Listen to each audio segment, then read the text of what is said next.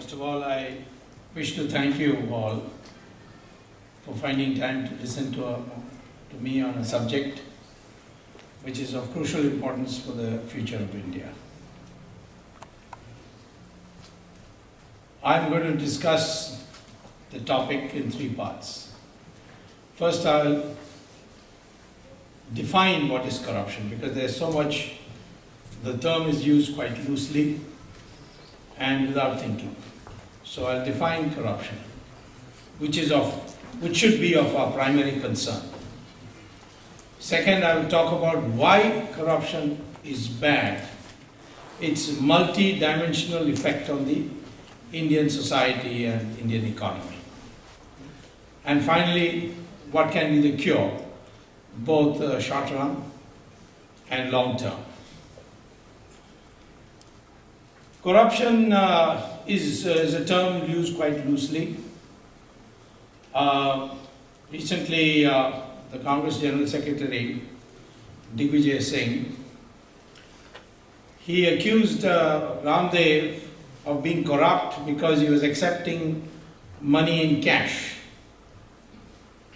Now, that's an extraordinary statement, because supposing I'm a corrupt person, I have lots of cash in my pocket, and I go by taxi, and I pay the taxi driver in cash, which he is entitled to receive. Is the taxi driver also corrupt because he accepted my money, which is essentially black? So therefore, in order to have a definition which is of significance for the nation, I define corruption as a misuse of public office for private gain. When you are in a public office and then you misuse it so that either you or somebody else or your family or all of you together benefit by that misuse. Essentially what happens is that the choice is not made on merit. It is the misuse leads to sub-optimization of the choices.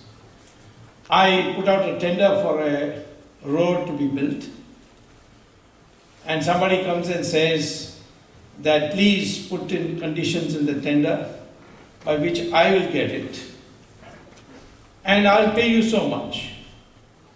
It's possible that the person in charge, it could be a secretary of a ministry, could be a collector in a district, or a minister himself, if it's a very big project like a national highway, he could say, no, this is not enough, give me more. And in order to build a track record, the man pays the amount demanded and gets the tender, but he knows that if he implements the tender according to the conditions put in the tender, he will not make a profit. So what he does is he makes substandard use of substandard material, so that when the road is built, one monsoon will bring in all the potholes in it. Of course, that's convenient. Then every year you can have a new tender and have a new project for it. So this is one way. The 2G spectrum is exactly that. What happened is that a spectrum was to be allocated, 2G spectrum. 2G means second generation. Of course, there are a lot of people who don't know what this 2G is. And once I jokingly asked Manmohan Singh in a function in Parliament House, do you know what 2G is? And he jokingly says that many people think that I think it is Sonia ji and Rahul ji.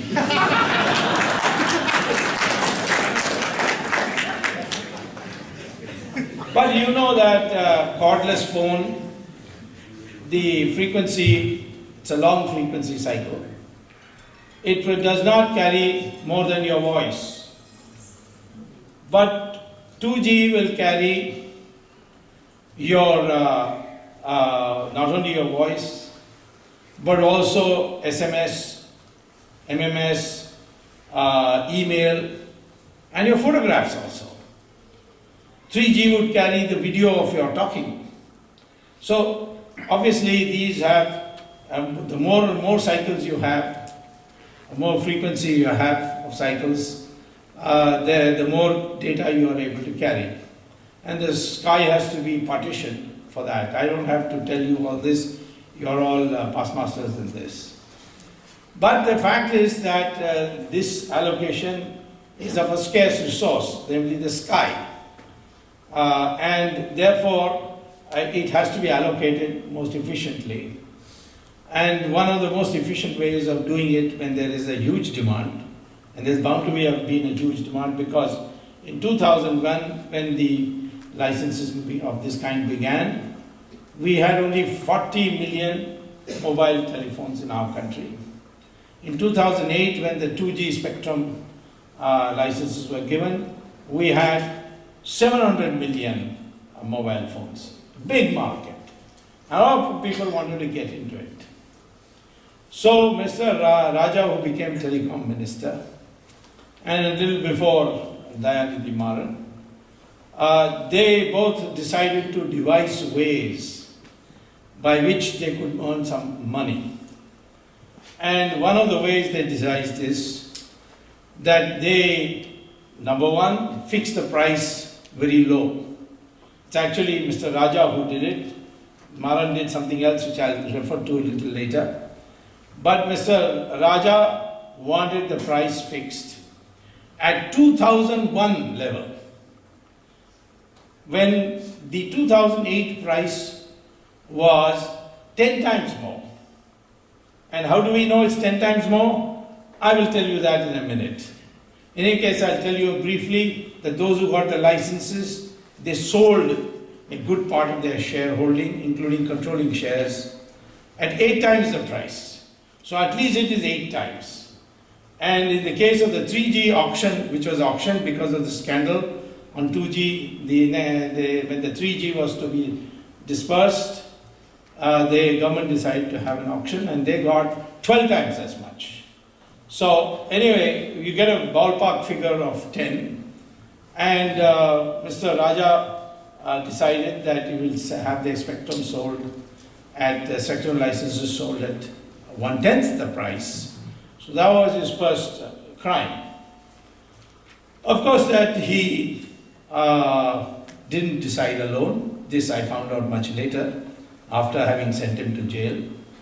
And I found out that in 2006, at the insistence of Dayanidhi Maran, the cabinet, the Prime Minister, took the extraordinary decision that the spectrum price will be decided by 2 ministers, the Minister of Finance, who was then Chidambaram, and the Minister of Telecom, who was Dayanidhi Maran and subsequently Raja.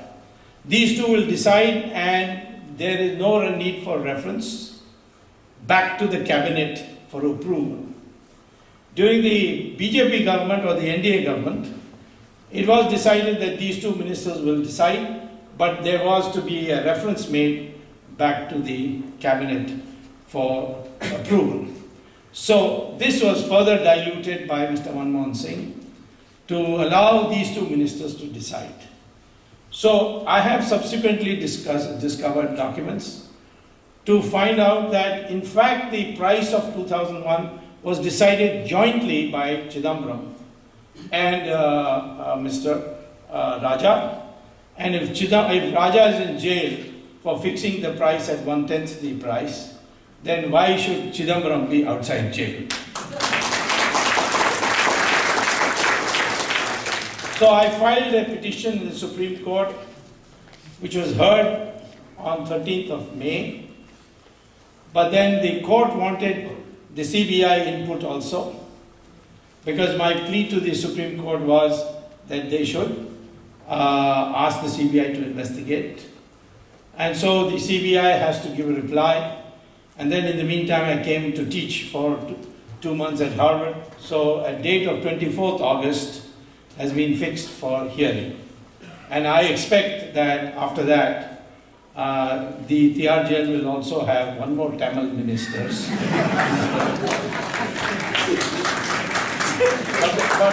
But the good news is that now Tihar jail has started serving idli and masala dosa.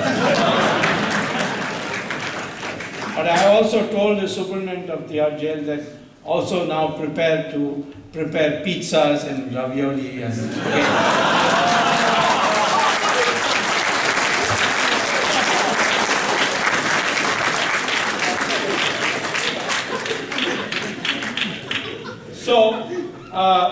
So this was the first fraud committed on the country.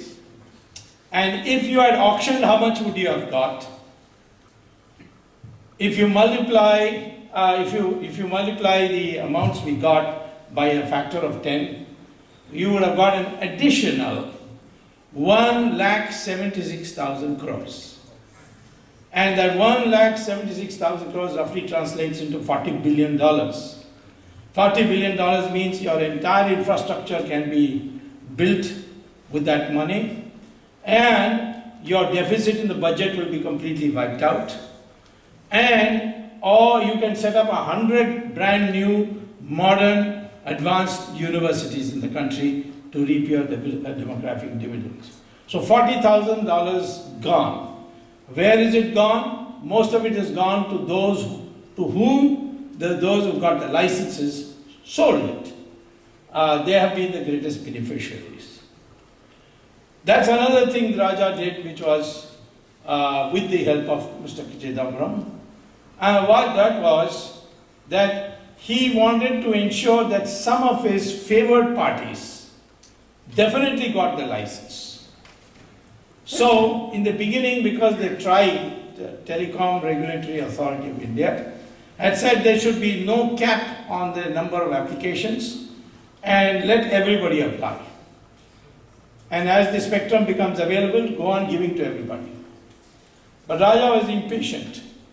So on 25th September 2007, he drew a line. He said, 1st October 2007 is the deadline. If you apply by 1st October 2007, then you will be considered, otherwise you will not be considered. Now, why he chose 25th September as the date, that I'll come to in a minute. But people were taken aback because they were doing in a relaxed way. They thought they will apply after Diwali and this kind of thing, when their accounts are settled in a final manner with the income tax, so on. So many other considerations. They were thinking of doing it in a leisurely way. And suddenly they got this 1st October deadline. So there was a rush. And since the country is divided into 22 circles, each got some applied for all India licenses, some applied for only regional licenses, and total number of licenses that were filed was 571. 571 licenses, applications were filed. That was 1st of October. Now on 10th January of 2008, Mr. Raja issues two press releases. This time not in newspapers, but in his ministry website. And he says, first thing is that 571 application also is too much. And therefore, I think that to begin with, all those who applied on or before 25th September 2007, they will be considered.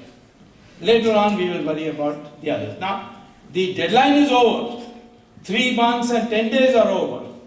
And suddenly he said, no, I will now only consider applications filed between on or before 25th September 2007. And therefore, those who filed after 25th September, before 1st October, they were all denied. One industrialist, his name was Shiv Shankar, at that time, originally he was the owner of Airsa. He went to court, challenged it. The High Court upheld it. Government went in the High Court. And I got word that the government is now going to screw this man completely, twist his arm, going to slap a number of cases so that he withdraws and the High Court judgment is set aside. It is that time I entered the Supreme Court, and the Supreme Court asked me, what's your interest? I said, I find there may be a collusion between these two parties, and by definition, businessmen cannot stand up to government. So therefore, I would like to be impleaded. The court impleaded me, and as I had predicted, Shiv Shankaran surrendered in court, and he said, I don't want to have anything to do with this anymore. And normally the Supreme Court would have set aside the Delhi High Court decision of this change in the cutoff date. And but because I was there, they recorded that we heard Dr. Subramanian Swamy, and therefore we uphold the Delhi High Court decision. So that's how the process began. But in the 10th January, Mr. Raja also did something which is, in my opinion, unprecedented in world history.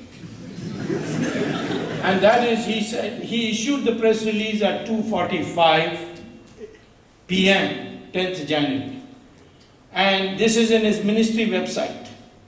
And he says that whoever brings a demand draft for rupees 1,651 crores between 3:30 in the afternoon and 4:30 in the afternoon, only they will be considered. Now I know in India even to get 1 lakh demand draft in 45 minutes is impossible. And 1,651 crores. Yet 9 companies had them in their pockets. Of them were 2 companies. One was Swan Telecom, not as it was called Swan Capital at that time, and Unitech. Both were real estate companies. They had no experience whatsoever in telecom. And they were favorites of Mr. Raja. And Raja wanted to benefit them. And therefore, they were already seated in the minister's room with the demand draft. So when the press release came out, at 3:30, his secretary, Mr. Chandolia, was also in jail keeping Raja company. He took them and gave them the license. 7 others got it, including Tata's, Videocon, Ruya's, so many. And all of them, having got it, in the case of the Swan Telecom, Swan Capital, which later called itself Swan Telecom, and Unitech, which is a Delhi-based real estate company, they sold their controlling shares to 2 companies, foreign companies. One was Etisalat, which is Dubai-based company, and the other is Telenor, which is a Norwegian company which has business mostly in Pakistan and Bangladesh. And these 2 companies did not qualify to buy these shares because there was a Home Ministry advisory when Mr. Chidambaram was Finance Minister that Etisalat and Telenor should not be allowed any business in India because Etisalat is a front company for ISI of Pakistan.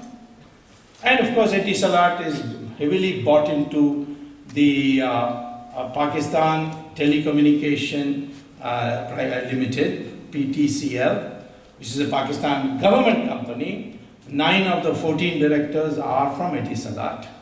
So Etisalat was held by our ministry, according to the advisory, to be a ISI front company. And it said that the India office of that Etisalat, the head is one Mr. Shahid Balwaz, who is also a Bombay builder, and he is the right-hand man of Dawood Ibrahim. Of course, Mr. Shahid Balwaz is right now in jail for the same reason, for the same case. But this is what the Home Ministry said. And as far as Telenor is concerned, the Home Ministry said they buy equipment from the Chinese army, which telecom equipment can also double for cyber warfare. And therefore, it's a danger to India that in the event of a conflict between India and China, they can make all your defense electronics and defense computers stop functioning because of this capacity. So they should not be allowed anywhere in India. And that's why they couldn't even apply for telecom license. But now, they came by the back door. They bought the controlling interest by paying 8 times what Swan Telecom and Unitech paid. And now they are functioning in India. Their services have started. I have filed a petition with the Supreme Court saying that all licenses given in 2008 January by Mr. Raja should be cancelled. The court heard it. Court heard it and orders have been reserved. And the judgment should come any day. If it is cancelled, I have suggested that you can have a re-auction, you can have an auction, and these companies which, according to Home Ministry advisory, should be disqualified. And what bribes they paid, that's their headache. We are not concerned. We'll catch them by another route when we get to the money trail. So here is a gross misuse of public office. Of course, Raja, who has got an LLB, argued his own case recently when the charges were to be filed. He said, even this I did with Chidambaram's clearance. And there is a mysterious lady called Neera Radia who is talking with one of the telecom people in the ministry. And that fellow is also, that tape also we have got and filed in the court, where he says that the Chidambaram is so greedy that after getting all the money, he still wants more. So I think of the longest term to serve for anybody in jail might be Mr. Chidambaram, more than even Raja, I think. But anyway, this is the misuse that has taken place. How much money was lost? $40 billion. How much was the bribe paid? About 60,000 crore rupees, which is roughly about $12 billion. $12 billion did not go to Raja's pocket. Raja himself one day told me in the Central Hall Parliament before he was arrested that now why are you doing all these cases? Nothing is going to happen. I have fixed everybody in this.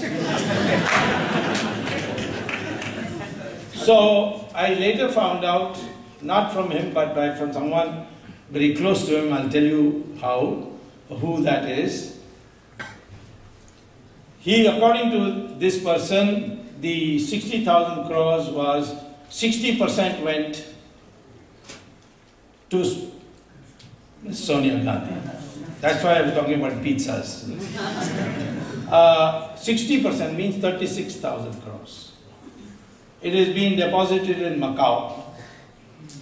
I have good relations with China. One day I intend to twist their arm on this. But Macau is the safest place today. Switzerland is no more safe because the Americans have beaten them black and blue. And they have passed such laws that it's very easy now to get the money out. But I'll tell you a little bit about that a little later. Mr. Raja got only 3,000 crores. Only. Considering he used to come by bicycle 15 years ago to party office of the DMK, 3,000 crores is a lot. And I remember the clothes he used to wear and the clothes he's now wearing. Big difference there was. And 3,000 crores, Chidambaram got another 5,000. That means that accounts for 44,000. And the remaining 16,000 went to Mr. Karunanidhi. Of course, Karunanidhi deserves more because he's got 3 wives and a lot of children.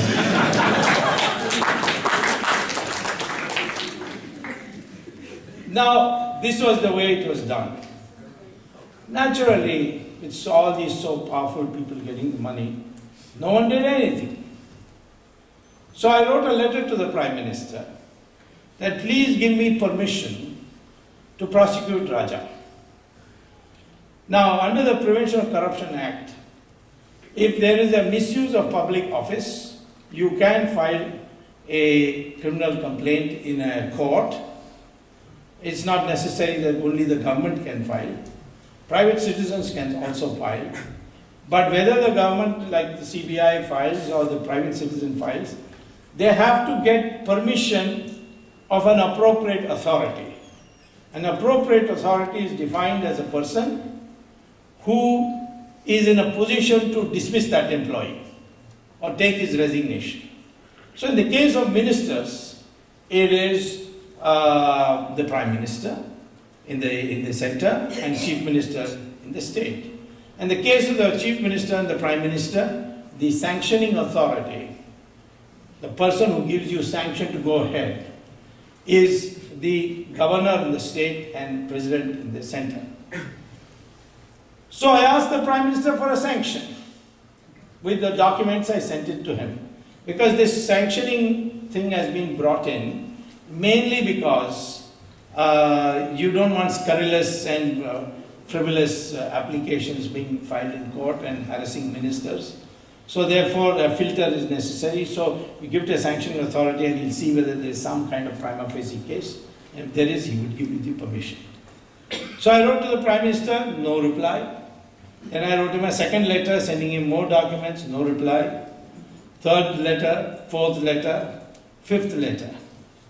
Then I decided to go to Supreme Court. I'm happy to say that the framers of our Constitution have incorporated one clause, one article, whereby if the government does not perform its statutory duty, the court can step in and perform that statutory duty for the government.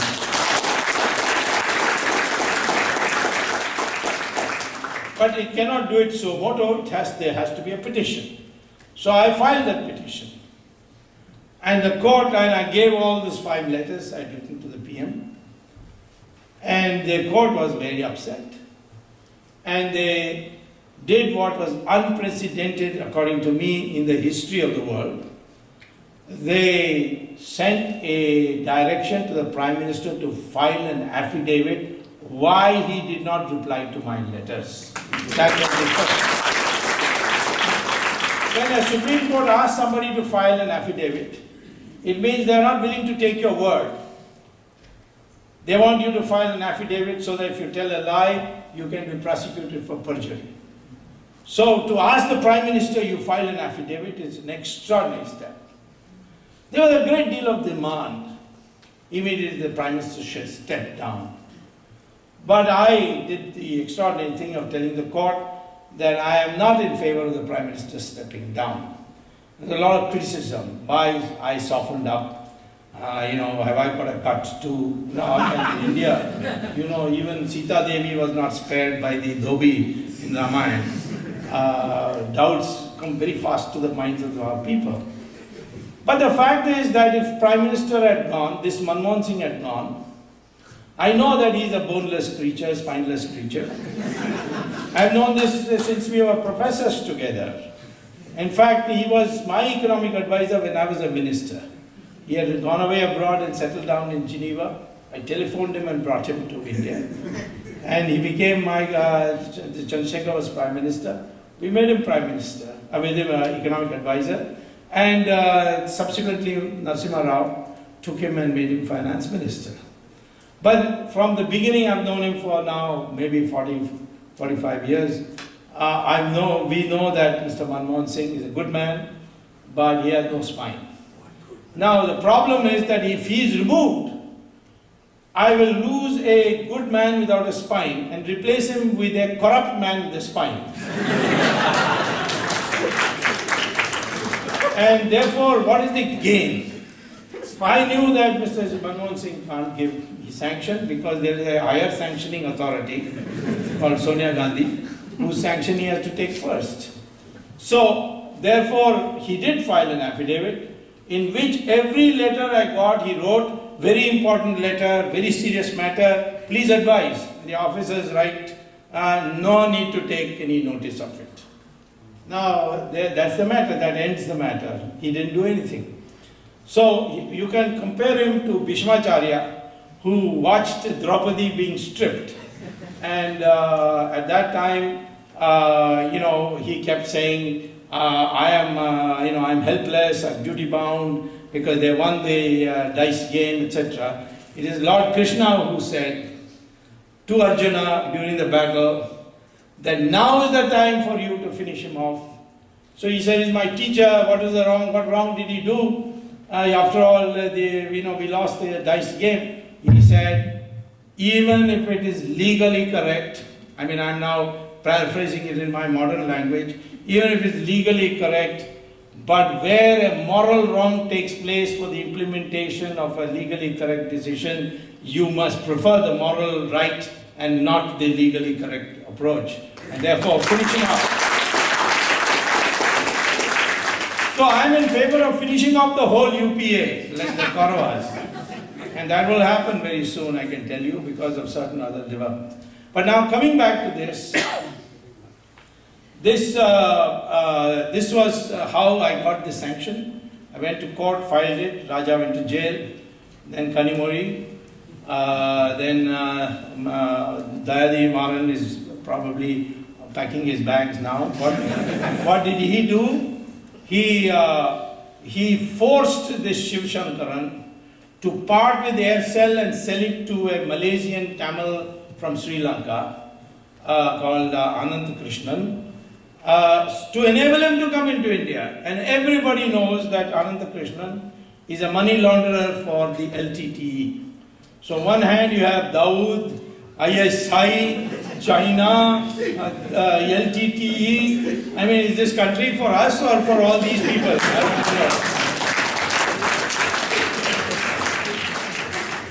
So he's now caught on that. It's only a matter of time. And then 24th August, when my case comes, Chidambaram. And then I found to my utter surprise that Unitech, which sold its license to Telenor, actually 20% of its shares is owned by Sonia Gandhi's son-in-law, Vadra. Yes. So Mr. Vadra, everybody knows that Ananta Krishnan is a money launderer for the LTTE. So on one hand you have Dawood, ISI, China, LTTE. Is this country for us or for all these people?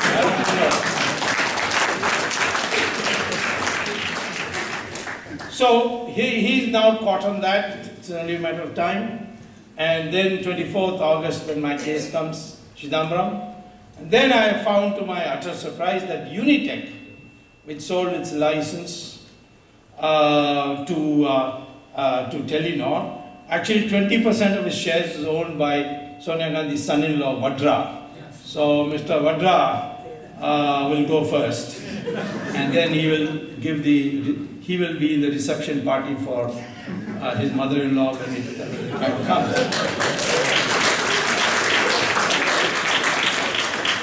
Of course, these are going on. The court, I must say, people told me, why are you doing all this? Nothing will happen.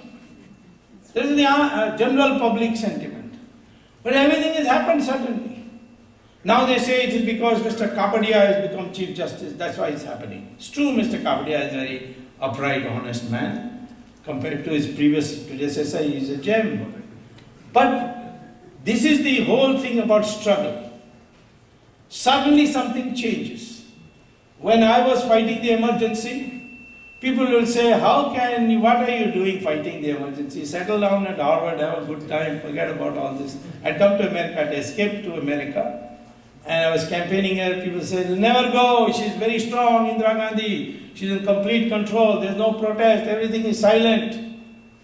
And then one day, Indira Gandhi declares an election, and she loses the election herself. Her own conscience, she loses. Now, how could I have foreseen that? Nobody could have foreseen that. Even if I had foreseen that and I told people, oh, emergency will go because Indira Gandhi will call an election and she will lose the election, people would have thought I was mad to think like these and I'm living in a fool's paradise. So I am saying to you, in the struggle, only a part of your efforts make the final result. The final result comes because some event takes place. And here the new Chief Justice came and everything changed. The judges have become extremely, they've become extremely conscious of this danger that the country faces. When I pointed out these national security angles, they were shocked and they immediately ordered the CBI to make the necessary investigation. And I must say that they have done things which had never happened before. They have said to the CBI, you are not to listen to the government of India, you only listen to us, and we will hear Mr. Swamy on what he has to say, and then we will ask you and then direct you what is to be done. This is an extraordinary step, that the CBI is no more to listen to the government of India, is no more under the thumb of the government of India, but under the court. So this process is on, and I think it will go to the very end. There are all kinds of attempts to put obstacles in me. There's a huge controversy that is now being created in my prescription for fighting terrorism. Those are all things which happen, it doesn't concern me. I think that this is a very important corruption case that we must bring to finality. We must ensure that everybody concerned must go to jail to set an example for the whole country that such a thing can happen in our democratic system. I must tell you, I have got 2 invitations from 2 governments to come and help them clean up corruption. One is from the government of Pakistan, and the ambassador said, can you come for 1 week and clean up? I said, I can come for 1 week to clean up Pakistan, but not corruption in Pakistan. Second was Greece. Greece also, certain influential members talked to me. So this kind of thing, India's reputation has suddenly gone up because its democratic institutions are functioning as nowhere else in the world, leaving aside certain developed democratic countries, and bringing to book the most very important, highly placed people and sending them to jail. Today, Tihar jail is no more called Tihar jail, it's called Club Tihar. Because it's such a high, there are so many CEOs there, and they have to share 4 to a bathroom. And of course, the mosquitoes give them as much trouble as they give all of us. So they're living a very hard life, and it's the hottest part of Delhi today, the hottest season. So they are going through hell. Jail means hell, and they're all going through that. This has set a tone, but there's a lot of work to be done. I would say, now that you've understood how corruption is generated, let me go to the second point. Why is it bad? What is wrong if a few ministers, to expedite a decision, take a little money? Well, it doesn't quite end that way. You see, when this money comes, first of all, you are sub-optimizing. Sub-optimizing means that you are not getting the most meritorious decisions made. If you are not getting the most meritorious decisions made, then your resources are being misutilized. And you are not getting the highest rate of return for your resources. That's a real criminal act, because these are taxpayers' money. And who are the people who have money to give in cash to the minister? Generally criminals. And so the criminal element comes to the top. And they become new barons and new heroes, because they have so much money to throw around. Political parties then start getting money from them, then they become soft on them, they are not able to take action against them. So many of the big crimes, you see, because big people are involved, don't get investigated because of this. So this is the first impact, which is very bad for the country. Second is, this money cannot be put into building a factory, because then it becomes an asset to be observed by the income tax. They can ask you a question. So most of this money either goes abroad through the Hawala route, or it has to be utilized in India for consumption purposes, where it's very difficult to chase around people and find out where did you get this money to buy an air conditioner. So you find these people who become corrupt suddenly have fancy houses, they have air conditioner in every room, including the bathroom. You know, it's a luxury life. They have 5-6 cars, nothing short of Mercedes and Lexus and BMWs and so on. And most of the drunken driving in Delhi is now being done by BMW drivers. So somebody told me if you ban BMW, then drinking will be reduced. Not true. But the fact is that this is the kind of public identification and anger at the people who are splurging money, wedding receptions, you know, the amount of gaudy spending that takes place. All these things are, what do? They change the investment priority in the country. Why? Because the rate of return of luxury goods industries goes up. Even when we had this economic crisis of the 2007-2009 period, we found that 5-star hotels were always full. We found that first-class travel in aircrafts always full, because these are black money people. Even real estate, which is largely run on black money, didn't suffer, whereas it suffered in other countries. So, therefore, this investment priorities get lopsided. People stop, investors say, why should I spend on building, producing cloth for the ordinary man, or artifacts for the common man? I must now go and invest in luxury goods industry. Now I estimated by using sophisticated input-output techniques and matrix algebra that in India, 70% of our investment goes directly or indirectly to sustain luxury goods industry in our country. That's not acceptable for us. Third thing is that this cash, because now the government has legitimized forward trading in food items, what they are doing with this cash is they are going to the farmer and giving him in cash and saying, don't bring it to the market. Give us your rice, give us your wheat, give us your vegetables, give us your milk, give us the sugar cane that you have, and then they stock it. When they stock it, prices shoot up, inflation shoots up. Who does that inflation affect? It affects the common man. And then after that it reaches sky high, they open the godowns and these materials come to the market and the prices come down. So there's huge profiteering going on. Our country, GDP is supposed to be growing at 9% per year. How is it that inflation is growing at 16% per year? Because in economics we teach that when supply expands, prices come down. But here, India has turned economics upside down. Supply is also increasing, prices also increasing at the same time. So this is the third effect. The fourth effect is something again the brain of Mr. Chidambaram has gone to play.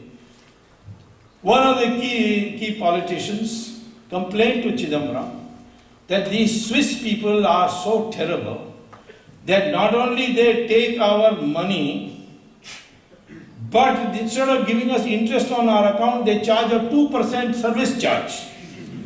So every year we are bleeding to a 2% service charge. Imagine if our accounts, if our total amount of money in Swiss banks and other places is $1.5 trillion as some estimates are, and you put 2% on that, how much these countries are benefiting.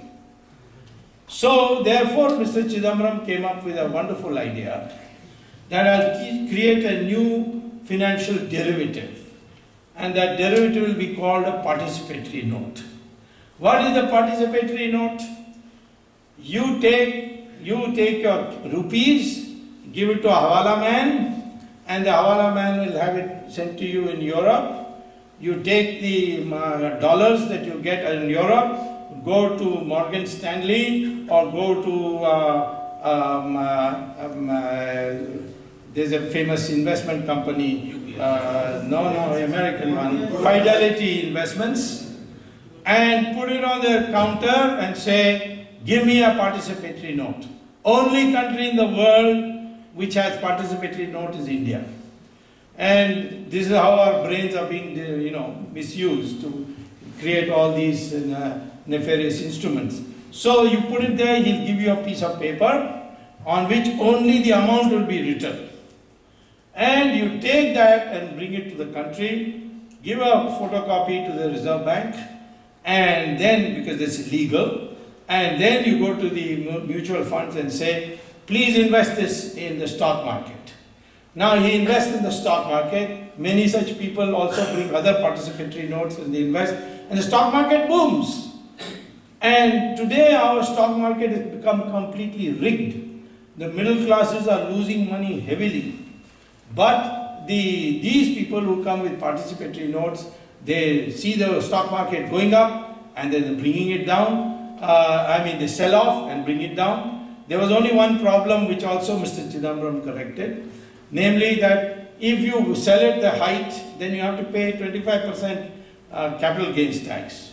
So he suggested that if you come via Mauritius and you create a $1 company, and that company invests in the stock market, then because Mauritius is a poor country and we want to help it, no capital gains tax for that $1 company.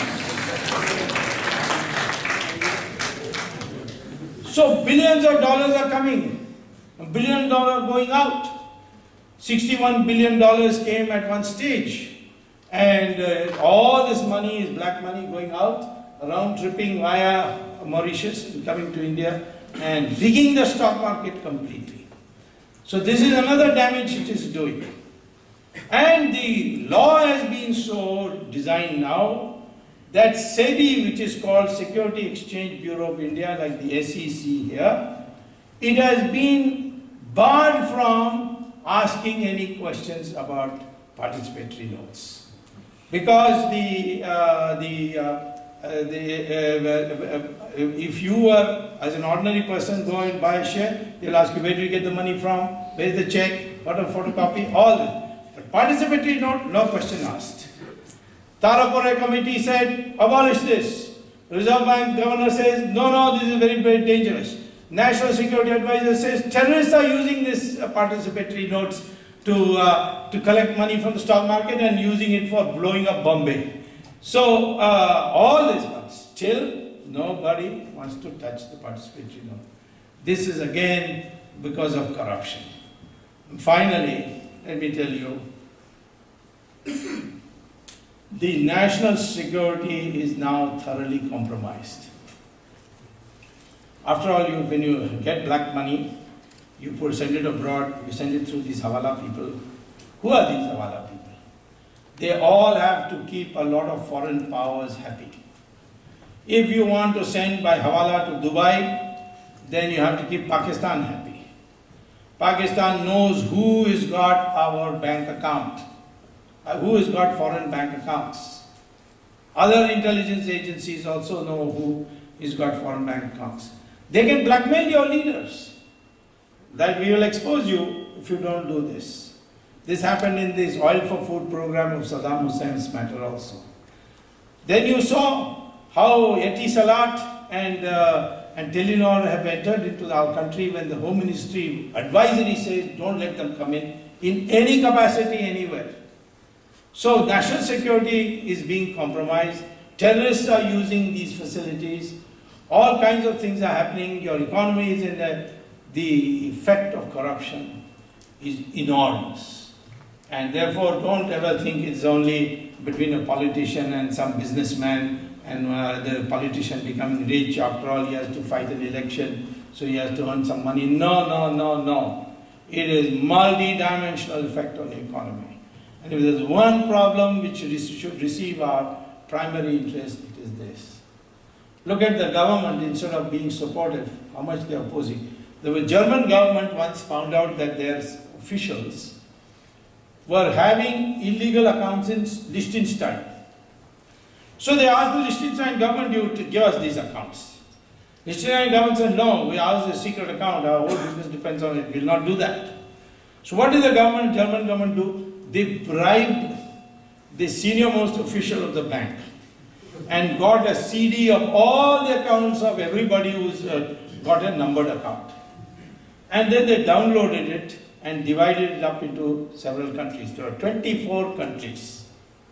whose officials had, whose ministers had illegal bank account in Liechtenstein. Then Germany wrote a letter to all the 24 countries, heads of all 24 countries, that we have got your nationals' bank account. If you want them, we are ready to send it to you. 23 countries immediately wrote back, please send it to us. One country said, kept quiet. And you can guess which that country is. India did not reply. 3 reminders from Germany, no reply. Then some of us came to know about it. So we went to court. Supreme Court gave a direction. Go get those names. Well, then Mr. Manmohan Singh agreed and he sent somebody, got the names. Now Supreme Court says, give us the names. They say, no, it's national understanding between countries, double taxation.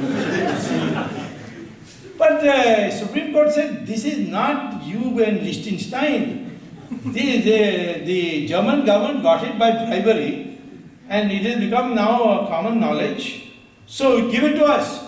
Till date, the government of India has not given those 16 names who are there in the Liechtenstein bank accounts to the Supreme Court. In disgust, the Supreme Court has appointed a special investigating team headed by a former retired judge called Jeevan Reddy. And before they could even start working, the government has gone in appeal. Please reconsider this judgment. Of course, the names will come out. And I can tell you some really big names are in it.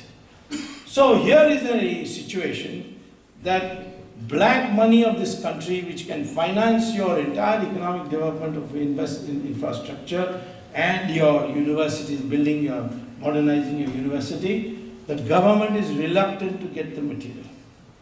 So what are we to do if this is the situation? We can catch people. It's not that easy in India. We have a bad record. On 7th of January 2008, there was a press conference in Hyderabad addressed by Ramalinga Raju of Satyam, saying, I have sinned, I have manipulated the accounts, I am willing to suffer any punishment. Around the same time, I think a day before, in New York there was another press conference addressed by Bernard Madoff. He said, I have sinned, I have done Ponzi scheme, deprived people of their pension funds. I am ready to face any punishment. In 6 months' time, Bernard Madoff was convicted of 150 years prison term. And he's in jail now. And Ramalinga Raju is in air-conditioned hospital, lying, enjoying life. Nothing has happened to him so far. This is the problem. How do we correct it? I can show to you that doesn't matter if you have a low probability of catching people. But when you catch them, you will find, and you throw the book at them, then it becomes an interest of every individual not to be corrupt. If I can just briefly show you, I think for those of you who have done a little statistics, very simple statistics. If B is bribe and D is the penalty, D is the penalty, D is the penalty, this is penalty. I'm taking it in monetary terms just now, bribe. And the probability of you being caught and made to pay a penalty is P. Therefore, the probability of not being caught and to enjoy your bribe is 1 minus P. And therefore, expected value is 1 minus P times B plus P times D. And D is negative, so I'll put it as 1 minus P times B plus, minus P absolute value of D. And if I say D, the penalty is some lambda times the bribe, and I take lambda to be, say, 99 times, then I can show, I don't want to further involve in it, but you just replace, for D you put lambda B, and you can show that if lambda is 99, that even if the probability is as low as 0.01, the expected value will be negative. So rational human beings on their own, will not engage in corruption if they think that the on balance of being caught and not caught, I will lose money. And if that happens, he will automatically on his own become like that. You see, the United States works on that principle. The United States works on that principle. Once Martha Stewart, she told a friend that I went to some party and I heard somebody selling some shares, you sell it. She told a stockbroker. They caught her and sent her to 6 months or 5 months in jail, in prison, like any other prisoner. They put her in. I know, what has she done that she's a celebrity and she's a great, I think cooking was her specialty or something. She was on TV all the time. And you put her in like this. They said, yes, if you catch, then we throw the book. So Madoff, 150 years. Then Enron, they took that skilling, who was a Harvard business MBA, top executive, every president would have dinner with him. They put him in a handcuff and took him. So therefore, that is one way of doing it. Of course, the Chinese now are executing their people. But I think as far as China is concerned, if you fall foul of the Communist Party, then you are executed. And China's Prevention of Corruption Act does not apply to the President, Prime Minister, Ministers, General Secretary of the party and all. It only applies to deputy mayors and lower levels. And that too, those who fall foul of the Communist Party, they are executed. So that's not enough. I don't think you need to go that far to execute people or to create a deterrent. But a deterrent where you catch somebody, then you must confiscate his all property. You must take away everything he has. Then only you will be creating a disincentive for corruption. That's the short run thing. Anna Hazare has produced a bill which the government has now rejected.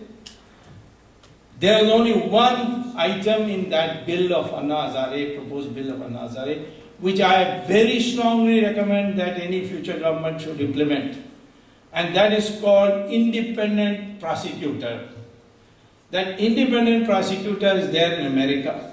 So when Clinton got stuck on that Monica Lewinsky, there is a man called Ken Starr who was appointed as independent prosecutor. When President Nixon got stuck on that Watergate, there was an independent prosecutor. Hong Kong, which was considered the most corrupt Asian nation, appointed an independent prosecutor, and within 10 years became the cleanest Asian country as judged by the index of the Transparency International. So this is something we need, because today, if I want any investigation, CBI will go and ask the Home Minister, or they ask the Prime Minister, it is literally under the Prime Minister. So it is under the influence of the government, and if the government says, no, don't do anything, they won't do anything. We don't want that. We want somebody who is independent, who can directly order the CBI, go and find out about this. I thought the CVC could be one such person, but the CVC is totally devoid of powers. Of course, they tried to bring in a corrupt man and put him there who would look after the interests of the corrupt people, but the Supreme Court struck his name down, and I think that this is something that needs to be done. But there is a long-term solution which we must think, and with that I will conclude. You see, after all, why do people want to be corrupt? Well, leave aside the fact that you are incompetent, now you can't get anything on merit and so on. But generally speaking, when a society decides to value wealth as above everything else, that society, greed will come. And once greed comes, then corruption is inevitable. The United States today has suffered because of the greed which was translated in terms of all these new derivatives they produced, and how these investment banks were able to buy mortgages from banks, and ultimately the subprime loan came into existence, and ultimately one little crisis has wrecked their economy. Also, let us understand that even if you have lots of money, you are not going to be happy. If that was so, that money will make you happy, then why is it that our Swamiji's ashrams are all full of foreigners who are so rich? Go and see Sri Ravi Shankar's ashram. So many foreigners there. They are coming to say, tell me what is mental peace. Satya Sai Baba, when he was there, foreigners used to be there all the time. And they used to ask him simple question and he used to give a simple answer. They used to be satisfied. I remember one American woman, very rich American woman, who asked him, Babaji, I want peace. So he said, you want peace? Then get rid of I, that is your ego, do want, which is your desire, and you will be left with peace. And she was so mighty happy. I find this with Swami Dayananda Saraswati, Baba Ramdev, so many. I mean, this country, the attraction for Swamiji is so much that even I, who's not a Swamiji, they see my name in the telephone directory, they'll telephone, do you give lessons in Gita? I can make more money that way than being a Harvard professor, I can tell you that.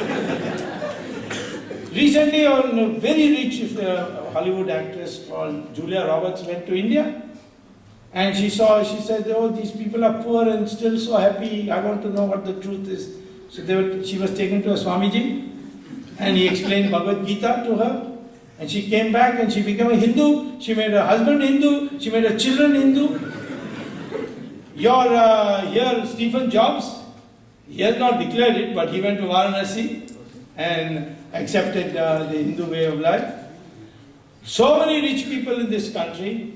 They have also taken to our yoga. There are so many things. Yoga is supposed to give mental peace. They have taken to that. So, despite all this prosperity in this society, people don't seem to be happy. And this struck me first time when I came as a student long years ago to Harvard to get my PhD.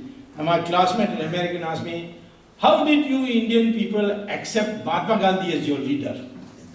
So I said, why not? You mean in America you will not accept him? He said, in America if he comes, we'll put him in jail for indecent exposure. That made me think, you know.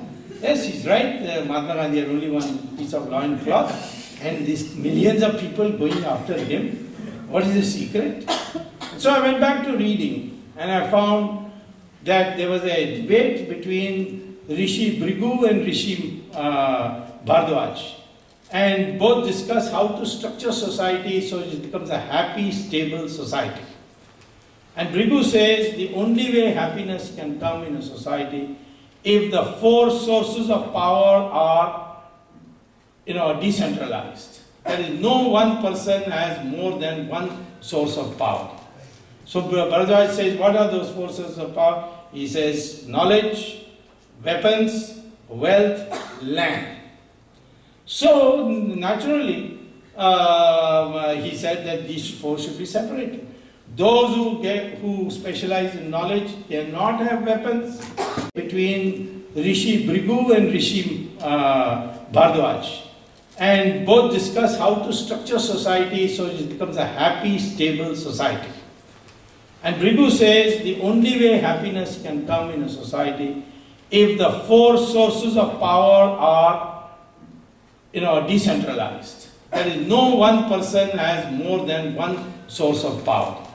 So Bhardwaj says, what are those four sources of power? He says, knowledge, weapons, wealth, land. So, naturally, he said that these four should be separated.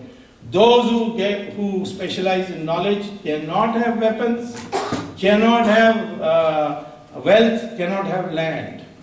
Those who have weapons cannot make a decision to go to war, cannot give punishment to the people. He has to defer to those with knowledge. That's how the Varna Vyavastha came. But it was not based. But it was not based on birth, you see. That's where the degeneration has taken place. Today I have sometimes people coming from, one day once a man came and said, Swamiji, you must do something about Brahmins, they are suffering. I said, are you a Brahmin? He said, yes. I said, where do you work? He said, I'm executive director in Bata Shoe Company. I said, I am not a Brahmin. So the original idea was discipline. And it was not birth. If it was birth, you tell me, how did Veda Vyasa, who was the son of a fisherwoman, become a Maharishi and write the Mahabharata? How did Valmiki, who was a child of the Dalits, he became a Maharishi and wrote the Ramayana? How did Kalidasa, who was a hunter, become the Maharishi and became the poet of poets? How did Vishwamitra,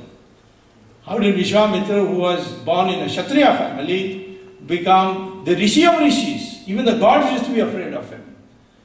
This has got nothing to do with birth.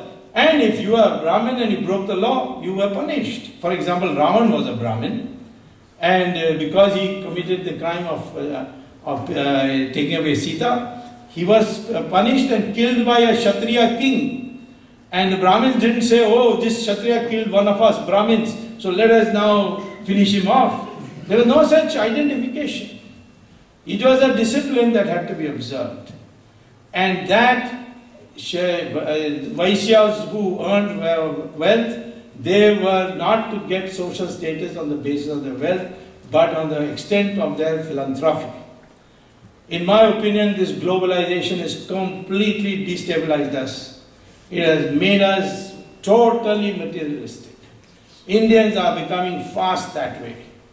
They have lost these old values, and that is why corruption is increased with economic freedom and with economic reforms.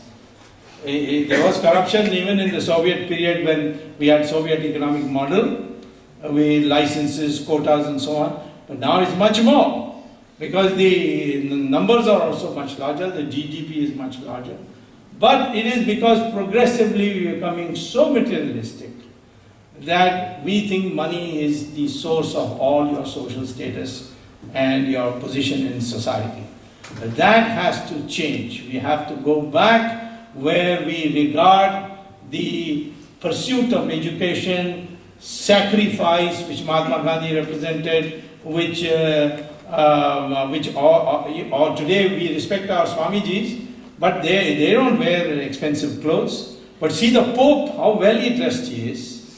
In fact, the American student told me that our leader must be dressed in the best suit with the best tie, otherwise we won't even look at him. And you can see the mullahs in Iran, how well dressed they are. But look at our most prominent sadhus. They have hardly anything on their body except a piece of cloth. This is the tradition that must be brought back. And that tradition, if it comes back, then we're happy. The world is coming around to that. After all these Americans going to India for peace means that process, they have also accepted that. But we who created this tradition, this wonderful system, have forgotten about it. If that comes, long run, India will abolish corruption. I can tell you that India was not a corrupt society 500 years ago. There were Chinese travelers who came, they have written books. Vasco da Gama, he has written a book. There are so many visitors. Mark Twain came, he wrote a book. All of them say one thing, very honest people, they don't even lock their houses when they go out. What happened to us? Where have we lost it all? It's no use blaming foreign invasions in the past anymore. Now it is because of this crass materialism that has taken root in our mind, that money is everything, wealth is everything. If that changes, then in the long run we will be safe. Short run, you don't worry, I am not going to give up no matter what.